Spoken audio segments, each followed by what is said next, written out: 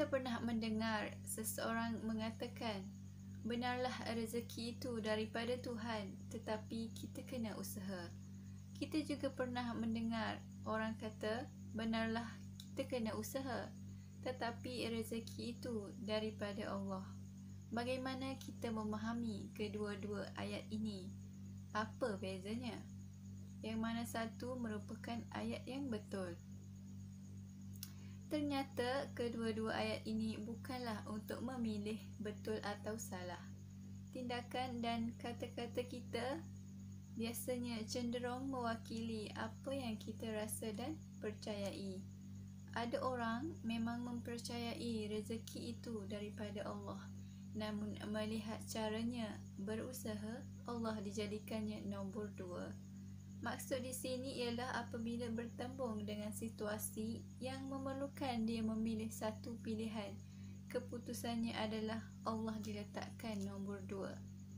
Contohnya di sini, apabila dia sedang asyik dengan sesuatu perkara, sedang waktu solat pun tiba, maka solat dikemudiankan, malah dikerjakan di hujung-hujung waktu.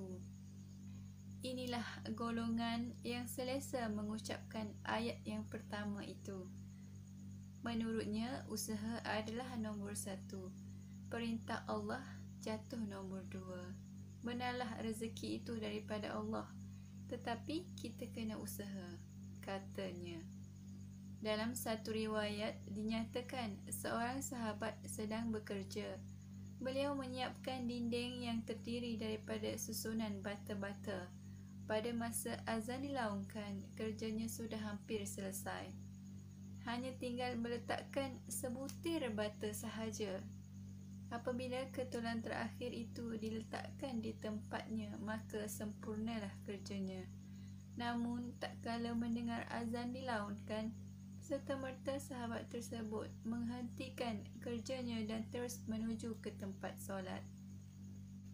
Apabila beliau ditanya mengapa tidak meneruskan sahaja kerjanya tadi, walhal hanya tinggal meletakkan seketul batu bata sahaja lagi untuk menyiapkan kerjanya itu. Namun beliau menjawab, jika beliau meneruskan kerjanya, sebenarnya beliau membesarkan batu bata dan bukan membesarkan Allah.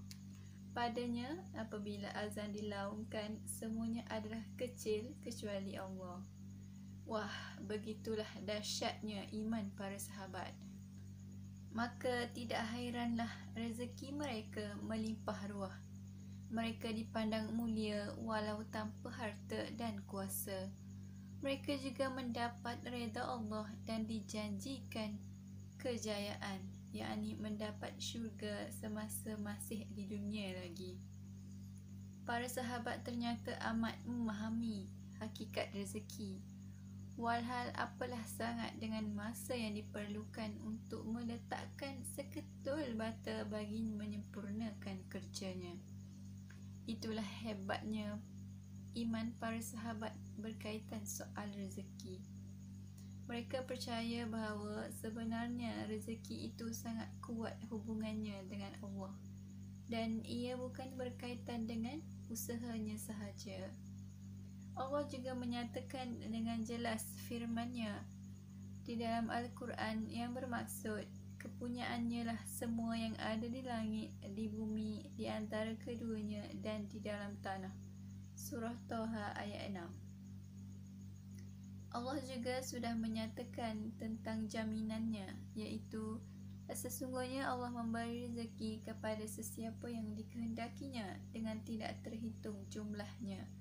Surah Al-Imran ayat 37.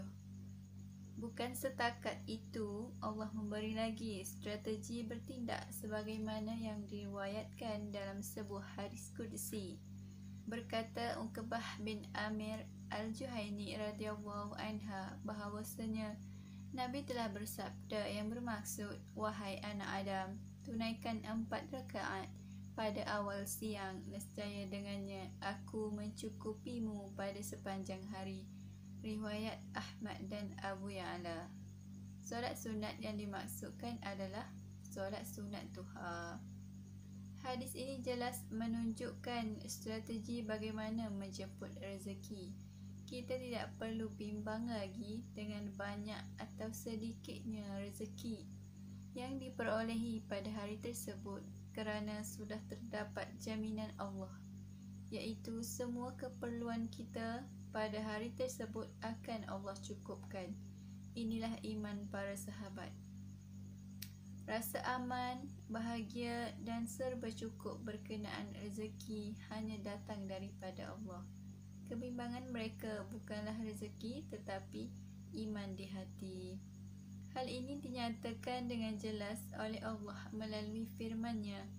Sesiapa bertakwa kepada Allah, nescaya Dia akan mengadakan baginya jalan keluar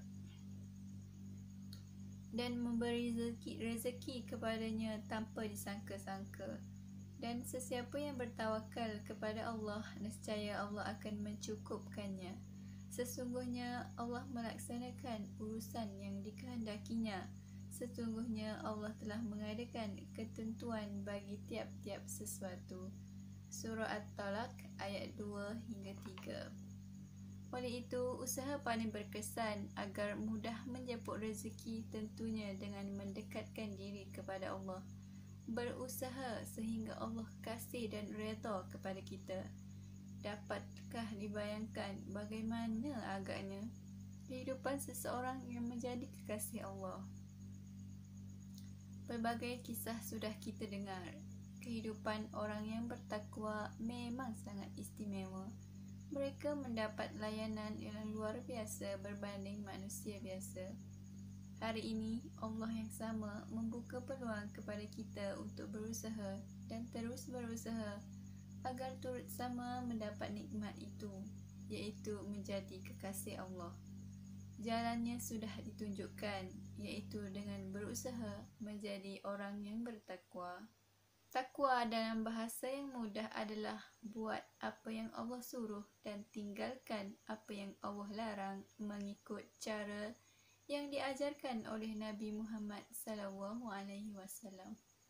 Berdasarkan pengalaman yang saya alami sendiri dan memerhatikan pengalaman orang yang saya kenal, saya yakin bahawa datangnya rezeki menjadi lebih mudah apabila kita mengutamakan solat. Perkara ini ada dinyatakan melalui beberapa hadis yang pernah saya baca. Sesetengah ulama berkata bahawa sesiapa yang menjaga solatnya, maka Allah akan mengurniakan 5 keistimewaan. Yang pertama, akan diangkat kesempitan hidup di dunia daripadanya. Yang kedua, akan dihindarkan daripada azab kubur. Yang ketiga, akan mendapat buku catatan amalnya melalui tangan kanan. Yang keempat, akan melintas titian sirat sepantas kilat. Dan yang terakhir, akan memasuki syurga tanpa hisab. Allah juga berjanji untuk memberi balasan yang baik kepada orang yang solat. Allah berfirman, perintahkanlah keluargamu solat dan bersabarlah dalam mengerjakan solat. Kami tidak meminta rezeki kepada kamu dan balasan baik bagi orang-orang yang bertakwa. Cuba lihat jam sekarang, pukul berapa? Apakah sudah hampir waktu solat? Jika sudah hampir, tutuplah video ini dan siapkanlah diri untuk solat. Bagi orang lelaki, digalakkan untuk solat berjemaah di masjid, manakala bagi wanita lebih bagus lakukan di rumah. Apapun, solat terbaik tentulah pada awal waktu. Sebagai kesimpulan, dengan menunaikan segala perintah Allah, khususnya menunaikan solat, kita bukan sahaja mendapat ganjaran pahala, malah kita akan dimudahkan untuk menjemput rezeki dalam kehidupan seharian kita. Wallahu a'lam. Sekian sahaja daripada saya.